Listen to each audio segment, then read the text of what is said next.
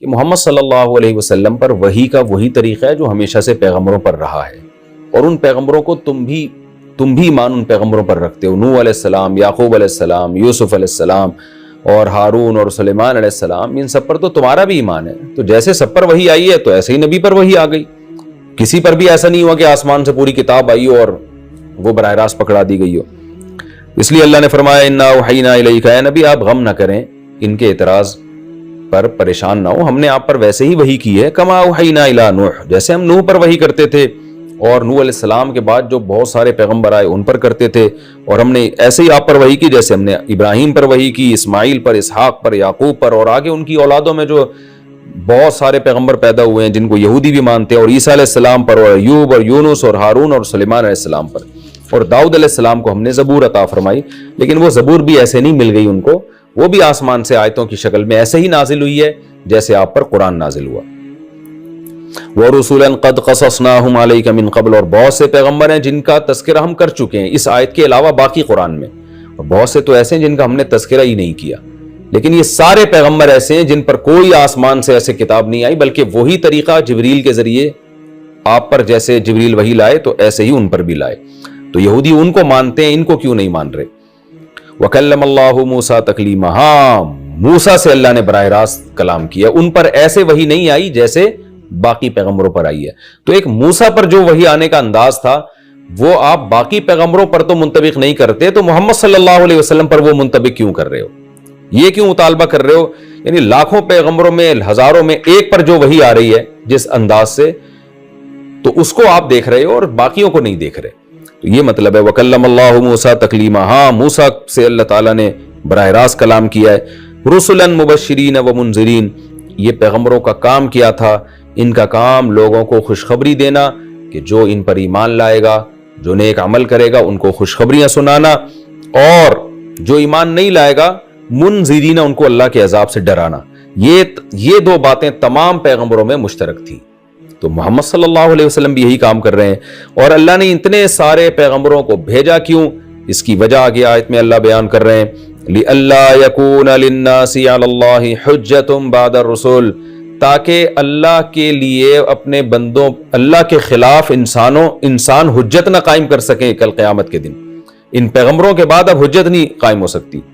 دیکھیں دو طرح کی برائیاں ہوتی ہیں، کچھ برائیاں ایسی ہوتی ہیں جو ہمیں عقل سے پتہ ہے کہ یہ بری ہیں، جیسے چوری کرنا، جھوٹ بولنا، ان پر تو سزا آخرت میں ملتی چاہے پیغمبر دنیا میں نہ بھی آتے۔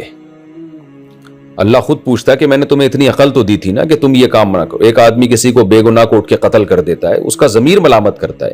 تو کچھ چیزیں تو ایسی ہیں جن پر پیغمبروں کے آئے بغیر بھی حجت تمام ہو جاتی ہے۔ اسی وجہ سے علماء کہتے ہیں کہ اگر کسی کے پاس پیغمبر کی دعوت نہ پہنچی ہو اور اس نے شرک کیا اور مر گیا تو بھی آخرت میں سزا ملے گی، کیونکہ اللہ کہے گا کہ یہ تو عقل سے تھا، کہ یہ تمہارا بنایا ہوا، تمہارے ہاتھوں کا، تم اس کو کیوں پوج رہے تھے بھائی، تم اس کو کیوں خدا سمجھ بیٹھے تھے۔ لیکن کچھ چیزیں ایسی ہوتی ہیں جو عقل سے سمجھ میں نہیں آتی، بلکہ اس میں ہم وحی کے محتاج ہیں۔ جب تک پیغمبر نہیں بتائیں گے ہماری سمجھ میں بات نہیں آئے گی، ہم نہیں فیصلہ کریں گے کہ یہ اچھی ہے یا بری۔ جیسے اللہ کی عبادت کرنی کیسے ہے، تو پیغمبر بتائیں گے بھئی اللہ اس طرح سے عبادت سے خوش ہوتا ہے کہ 5 ٹائم یوں وضو کرو، پھر یوں اللہ کے سامنے کھڑے ہو جاؤ، پھر فاتحہ پڑھو، پھر تلاوت کرو، سال میں زندگی میں ایک دفعہ اس طرح بیت اللہ کا حج کرو۔ یہ تب چیزیں وہ ہیں، نکاح ہے، طلاق کے حکام ہیں، وراثت کے حکام ہیں۔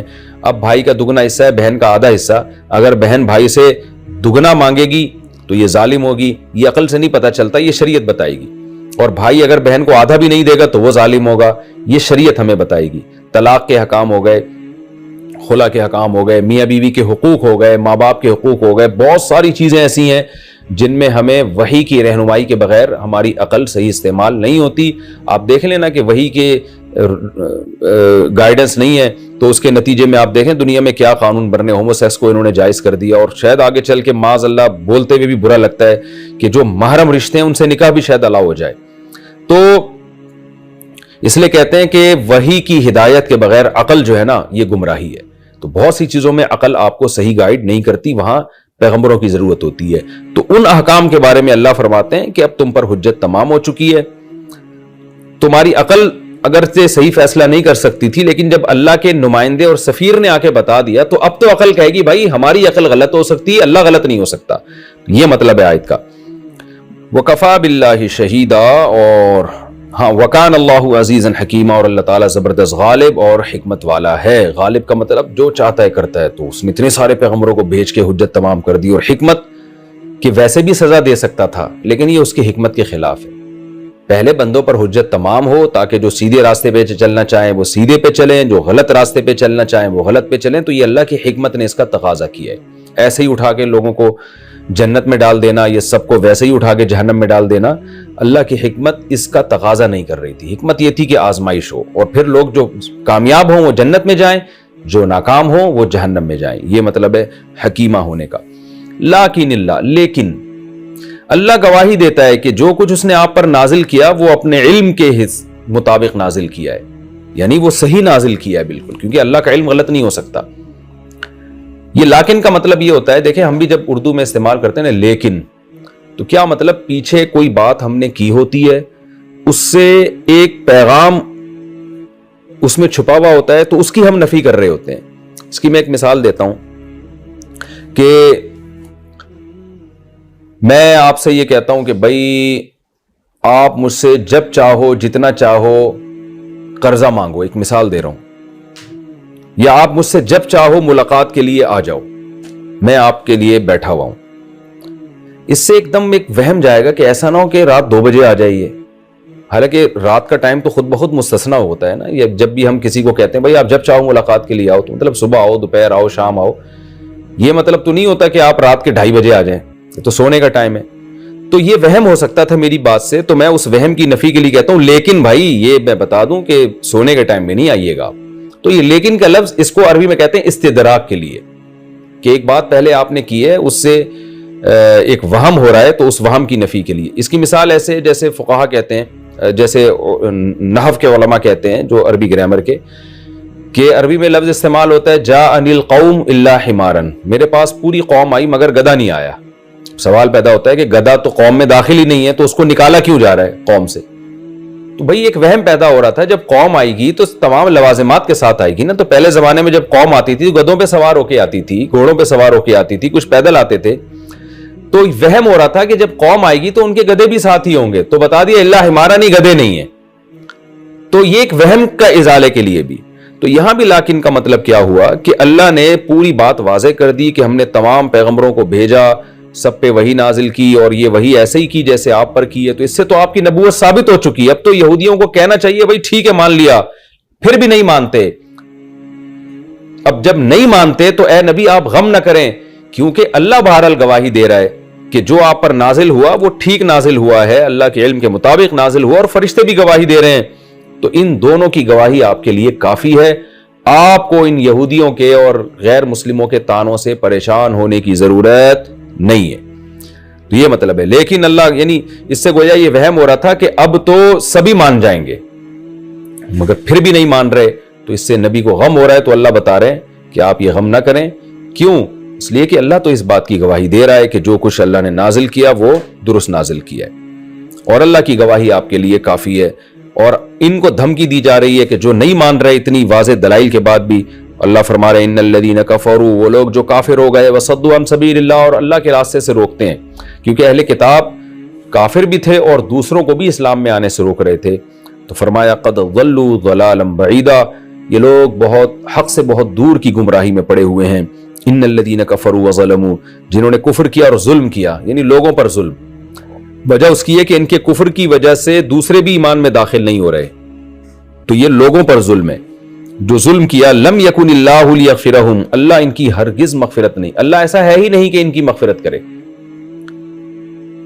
ولا لیہدیہم طریقہ، اور اللہ ایسا ہے ہی نہیں کہ ان کو راستہ دکھائے، یعنی جنت کا راستہ. تو مراد اس سے وہ اہل کتاب ہیں جو توبہ کے بغیر مر جائیں. کیونکہ قرآن کی ایک آیت کی تفسیر دوسری آیت سے کی جائے گی. القرآن یفسر بعضہ بعضا، علماء کہتے ہیں قرآن میں ایک آیت دوسری کی تفسیر کر رہی ہوتی ہے. دوسری آیتوں سے پتہ چلتا ہے کہ کتنا ہی بڑا جرم ہو جائے توبہ سے معاف ہو جاتا ہے. تو اس سے مراد وہ لوگ ہیں کہ جو توبہ کیے بغیر مر جائیں. تو اللہ فرماتے ہیں اللہ ایسا ہے ہی نہیں کہ ان کی مغفرت کرے اور نہ ان کو راستہ دکھائے. ہاں ایک راستہ دکھائے گا، اللہ طریقہ جہنم، وہ جہنم کا راستہ ہے، خالدین فیہا ابدا، جس میں یہ ہمیشہ ہمیشہ رہیں گے۔ اشکال ہوتا ہے کہ اللہ یہ کیسے ممکن ہے کہ آگ میں ڈال دیا جائے اور کروڑوں اربوں سال آگ میں جلتے رہیں؟ یہ تو ایک عام آدمی کے لیے یہ کام تصور اس کا بہت مشکل ہے۔ تو اللہ فرماتے ہیں وَكَانَ ذَلِكَ عَلَى اللَّهِ يَسِيرًا، یہ کام اللہ پہ بہت آسان ہے، اللہ کو ان پہ ترس نہیں آئے گا، کیونکہ یہ جو جرم کر کے گئے ہیں اس جرم کی بیس پر یہ ہمیشہ جلتے رہیں گے، اور جب یہ کہیں گے کہ اللہ ہمیں اس جہنم کی آگ سے نکال تو اللہ کو ان پہ ترس نہیں آئے گا۔ قرآن میں سورہ مومنون میں ہے کہ اہل نار کہیں گے ربنا اخرجنا منہا، اے اللہ ایک دفعہ ہمیں نکال دے، لیکن اللہ کیا فرمائیں گے اخسؤوا فیہا، اسی میں رسوا ہو کے پڑے رہو، ولا تکلمون، مجھ سے کلام مت کرو، اس لیے کہ جب بھی میں تم پر رحمت کا ارادہ سوچتا ہوں تو تمہاری ماضی میں جو تم نے غلطیاں کی ہیں وہ غلطیاں کیا ہیں؟ سورہ دخان میں ہے ان الذین کفروا ینادون لمقت اللہ اکبر من مقتکم انفسکم اذ تدعون الی الایمان فتکفرون۔ حدیث میں آتا ہے کہ اہل جہنم جو ہے نا اپنے اوپر غصہ کریں گے اور اپنی انگلیاں نوچیں گے جہنم کی آگ میں کہ کاش ہم نے یہ کفر نہ کیا ہوتا، اور اپنے اوپر غصہ کریں گے کہ ہم نے کیا کیا ہے، کہ ہمیں کیوں عقل نہیں آ رہی تھی، کیوں ہم پیغمبروں کی دعوت کو سن نہیں رہے تھے، ہمارے پاس اس دعوت کو سننے کا وقت نہیں تھا۔ تو قرآن میں آتا ہے کہ اللہ ان سے کہیں گے کہ آج تمہیں اپنے اوپر جتنا غصہ آ رہا ہے نا، اس سے زیادہ غصہ ہمیں تم پر اس وقت آتا تھا اذ تدعون الی الایمان، جب تمہیں کہا جاتا تھا کہ اپنے رب پر ایمان لے کر آؤ، فتکفرون، اور تم انکار کرتے تھے، تم خدا کی نعمتوں میں ڈوبے ہوئے تھے، صبح شام ان نعمتوں کو استعمال کر رہے تھے لیکن خدا پر ایمان نہیں لاتے تھے، اس وقت ہمیں تم پر جو غصہ آتا تھا وہ آج تمہیں اپنے اوپر جتنا آ رہا ہے اس سے بھی زیادہ تھا۔ تو یہ اس کا انتقام ہے، یہ تو اللہ ہم سب کو اس آگ سے محفوظ رکھے۔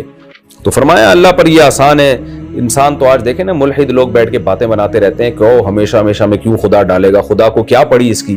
تو خدا بھائی جہاں اپنے بندوں سے محبت کرتا ہے وہیں خدا میں ایک صفت غضب بھی ہے انتقام کی، تو ہمیں اس کی کیفیت معلوم نہیں ہے، ہم خدا کی ذات کی باریکیوں میں نہیں جانا چاہتے، ہمیں اللہ نے اس سے منع کیا ہے، لیکن اتنی بات معلوم ہے کہ اللہ محبت بھی کرتا ہے اور اس محبت کے صلے میں انعامات بھی دیتا ہے، اور اللہ نافرمانی کے بدلے میں اپنے بندوں پہ غضب بھی کرتا ہے، اور اس کا غضب جہنم کی آگ ہے۔ اس لیے علماء کہتے ہیں جہنم جو ہے یہ اللہ کے غضب کا اظہار ہے کہ اللہ کا غضب کیسا تھا، اور جنت اللہ کی اپنے نیک بندوں سے محبت کا اظہار ہے۔ آپ جب محبت کا اظہار کرتے ہیں نا تو کسی کو بہت بڑا گفٹ دیتے ہیں تو پھر آپ کو اس کو یہ کہنے کی ضرورت نہیں ہوتی کہ مجھے آپ سے محبت ہے، اس گفٹ سے سمجھ جاتا ہے۔ اور جب آپ کسی سے نفرت کرتے ہیں تو بعض دفعہ اسے ایسی سزا دیتے ہیں کہ اب آپ اس کو یہ بتانے کی ضرورت نہیں ہوتی کہ آئی ہیٹ یو، مجھے آپ سے نفرت ہے، وہ عمل بتا رہا ہوتا ہے۔ تو اللہ کا کتنا غضب تھا جہنم کی آگ بتائے گی، اور اللہ اپنے نیک بندوں سے کتنی محبت کرتا تھا یہ جنت کی نعمتیں بتائیں گی۔ اللہ ہم سب کو ایسے اعمال کی توفیق عطا فرمائے کہ جو ہمیں جنت کا مستحق بنا دیں، اور ایسی برائیوں سے بچنے کی توفیق عطا فرمائے کہ جن کی وجہ سے ہم اللہ کے غضب کے مستحق ٹھہریں۔